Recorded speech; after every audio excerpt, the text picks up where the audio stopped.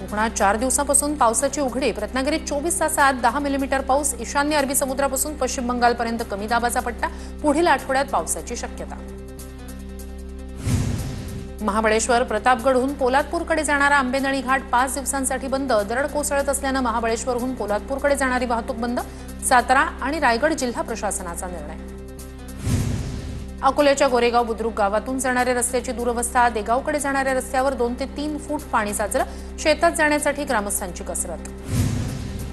गडचिरोली नागपूर महामार्ग 4 दिवसांनंतर वाहतुकीसाठी खुला. पुरामुळे महामार्ग 4 दिवसापासून वाहतुकीसाठी बंद. अनेक वाहनं आरमोरी परिसरात अडकली होती.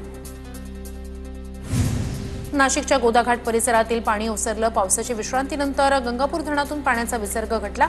सध्या दुतोंड्या मारुतीच्या तळपायाजवळ पाणी. गांधी तलाव रामकुंड परिसरात भाविकांच्या सुरक्षेसाठी कर्मचारी अद्यापही तैनात. नागपूरमधील पुरामुळे झालेल्या नुकसानाचे तात्काळ पंचनामे करण्याची मागणी. पुरामुळे झालेल्या नुकसानाच्या 78% मदत द्यावी. काँग्रेसचे शहराध्यक्ष आमदार विकास ठाकरे यांची मागणी. नाशिक जिल्ह्यात ढगाळ वातावरणामुळे चाळीतील कांदा खराब. प्रति क्विंटल 1000 रुपये अनुदान देण्याची कांदा उत्पादक शेतकऱ्यांची मागणी. बुलढाण्यात तणनाशक फवारणीमुळे 40 एकरातील सोयाबीन पीक वाळलं. शेतकऱ्यावर दुबार पेरणीचं संकट. नुकसान भरपाई देण्याची शेतकऱ्यांची मागणी. धुळ्यातील डेडरगाव तलावातील शुद्धीकरण केंद्राच्या बाजूला असलेल्या टाकीचा स्लॅब पडला. टाकीतून शहरातील मोहाडी आणि अवधान गावाला पाणी पुरवठा. स्लॅब पडल्यानं टाकीतील पाणी दूषित होऊन नागरिकांच्या जीवाला धोका. बारामती पाटस पालखी महामार्गावर भीषण अपघात. अपघातात कार चालक आणि दुचाकीस्वाराचा जागीच मृत्यू. परभणीच्या हट्टामध्ये हायटेक रेसिडेन्शियल स्कूलच्या संस्थाचालकांच्या मारहाणीत पालकाचा मृत्यू. फीच्या कारणावरून संस्थाचालक आणि त्याच्या पत्नीकडून बेदम मारहाण. पूर्णा पोलीस ठाण्यात संस्थाचालक पती पत्नीवर गुन्हा दाखल. परभणीतील संस्थाचालकाच्या मारहाणीत पालकाचा मृत्यू झाल्याचं प्रकरण.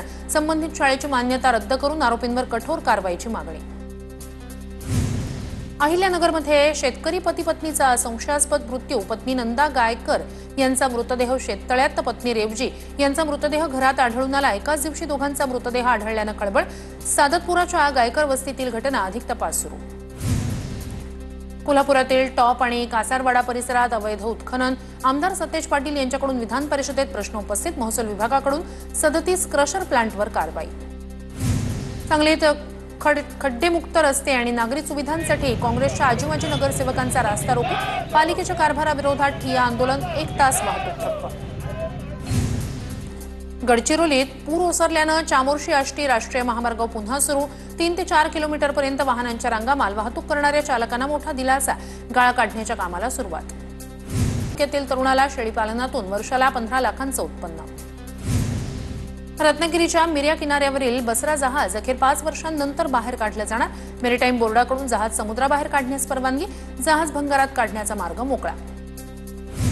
सांगलीत खड्डेमुक्त रस्ते आणि नागरी सुविधांसाठी काँग्रेसच्या आजीमाजी नगरसेवकांचा रास्ता रोको. पालिकेच्या कारभाराविरोधात ठिय्या आंदोलन. 1 तास वाहतूक ठप्प.